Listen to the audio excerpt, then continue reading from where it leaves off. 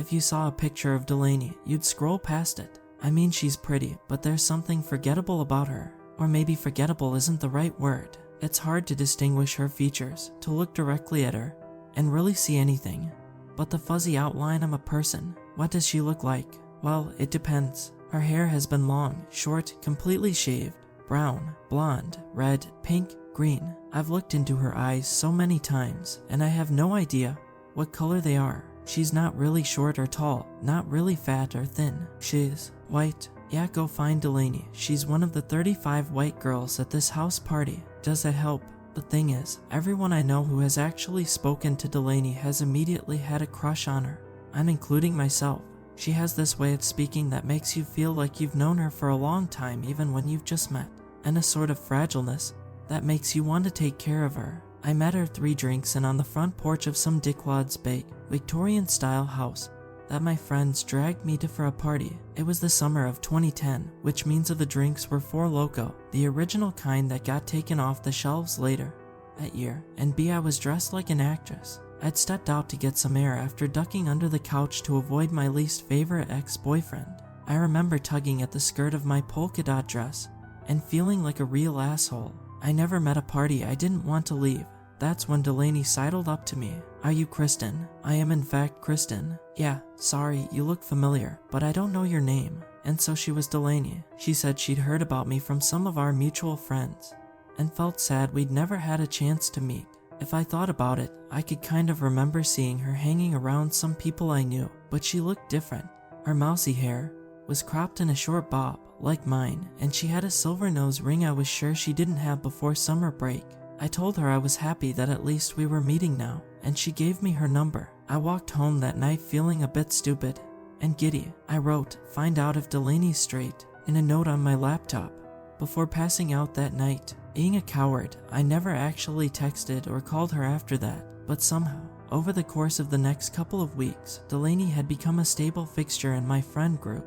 It was like she had always been there. Delaney was saving us a table in the dining hall. Delaney was studying for a test in our dorm room. Delaney brought a big bottle of water for everyone to share when we went to smoke weed in the woods. If I decided to go take a walk, Delaney linked her arm through mine, and we'd slowly spiral through campus together. I'd gabble about movies, or music, or whatever the hell, and she'd bob her head up and down, always in agreement. I stopped being able to tell if I liked her. Talking to her was like talking into a mirror, but you can walk away from a mirror when you don't want to see yourself.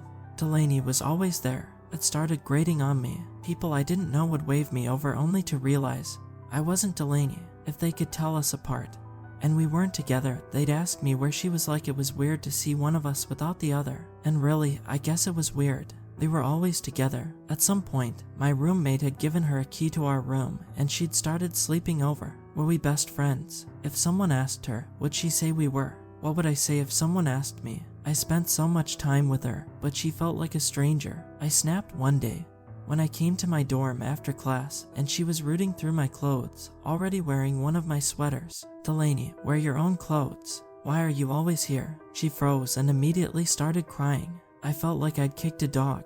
"Delaney, dude, I'm sorry I yelled at you, but what is actually wrong?" She sank into the pile of clothes she'd laid out on the floor and looked up at me with pleading eyes. I sat down next to her, and she put her head on my shoulder. "I like you," she said. "Don't you like me?" "Like you like? How?" She laced her fingers into mine and tucked a piece of my hair behind my ear. I reflexively laid my head on top of hers, my lips touching her hair. Why was I yelling before? She pushed herself upward and rested a hand on each side of my face. She leaned in and kissed me gently on the lips. I kissed her back, hard, and then pushed her away so I could really look at her face. She looked lonely and sad, and something else I couldn't quite articulate. Why was it so hard to look into her eyes? Feeling a shiver down my spine, I quickly stood up, leaving her in the pile of clothes. "I don't actually know you, like at all." She started to cry again. "How can you say that? We're the same." "I don't know that. How could I possibly know that when you always just agree with whatever I say?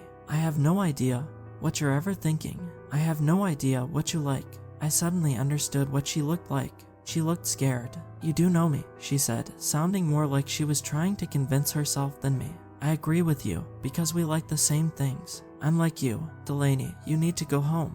You can't keep staying here." Her back stiffened. Her eyes got even wider. Kristen, please, I'm sorry. Please let me stay. You can't stay in your own room for literally one night. I'll be quiet. You don't have to talk to me. Delaney, go to your own room. You don't live here. Bawling uncontrollably and still wearing my sweater, Delaney stumbled out of my room and let the door shut behind her. I left the clothes on the floor and laid down in my bed. What kind of dumb person was I? I wanted to crawl out of my skin. What would have happened if I had just nicely told Delaney that I needed some alone time? Why didn't that feel like an option? I woke up freezing cold and completely disoriented on top of my blankets what must have been several hours later. It was dark out and my roommate wasn't home. Was it 8 p.m. or 3 a.m.? Was it even the same day? I reached out for my phone, but it had shut itself off. Dead battery, I guessed. I turned on the light and plugged my phone into its charger. I walked to the bathroom to fill up a cup of water and returned, attempting to turn my phone on. The screen lit up for a moment and then turned black. I tried again. Light, darkness, nothing. Fine, whatever. I grabbed my purse and decided to take a walk. September had become cool and crisp, and the wind on my face made me feel calm, reassurance that the season was still passing like normal, whether or not I was an absolute mess up. The campus lights were on, but I didn't see anyone walking around. I figured it must have been at least 2 a.m. for that kind of quiet. Fine by me. I looped around my dorm building and up the steep, concrete steps that led up to a path into the woods. The moon was bright, so it was easy to see my way through the trees and into a grassy clearing where I liked to sit.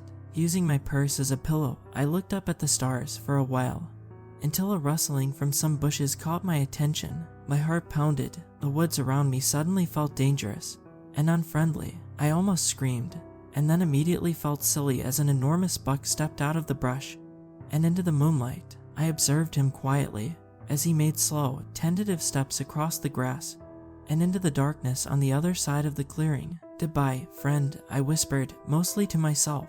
"Goodbye." A man's voice directly behind me. I froze completely, unable to even turn my head toward the voice. A tall, dark figure stepped into the light and sat beside me. "It's been a while, Delaney." "I'm not." He brushed warm, clammy fingers across my cheek and kissed me hard, snaking his tongue around my mouth, licking the inside of my teeth. I pushed him away and tried to pull myself up into a standing position. He held my shoulders down firmly. He looked into my eyes, and I tried to understand his face. His eyes were bright and cruel, and they shifted in his head, lowering and widening, coming closer together and easing back apart. His features moved with his eyes, rearranging themselves into different configurations. A handsome, chiseled jaw, a rat-like overbite, a doughy pout. His hair lengthened and shortened, his skin darkened and lightened. He was impossible to look at. Hands still pinning my shoulders, he looked up at the moon, his nose becoming long and sharp. "You're still you know," he said. "It's always so easy to see you."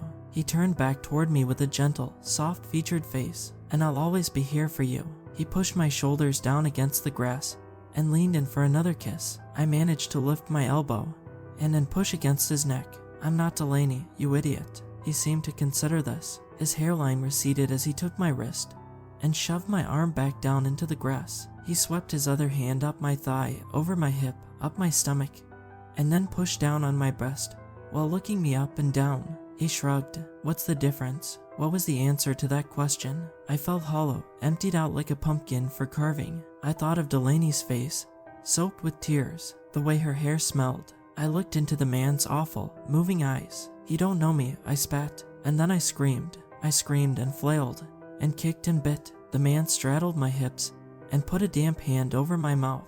I kept kicking. I kept pushing. It didn't matter. I am so small. I grabbed his hair and pulled, screaming again as he reached his hand up to grab my wrist. He smiled across 1,000 faces, teeth yellow, teeth white, teeth missing, teeth sharp, and suddenly I was thrashing in the grass alone. I stood up and monitored the clearing.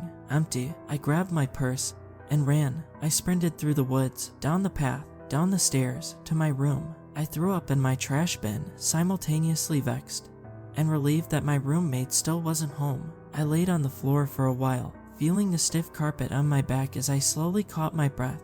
When I finally reached for my phone, it was already on. 5 a.m. Sure, fine. I called Delaney and got her voicemail. I called again. I texted her. I called again. Eventually, I fell asleep as pale sunlight peeked through the curtains. My roommate was at her desk doing some homework. When I woke up, "Where's Delaney?" she asked. I wept inconsolably. Sometimes I see Delaney pop up on social media. It's hard to recognize her because she's always with a new group of friends, and she always looks like she fits right in. I try to figure out what she's like, but she slips away and crops up again later, somewhere new. I try to figure out what I'm like too.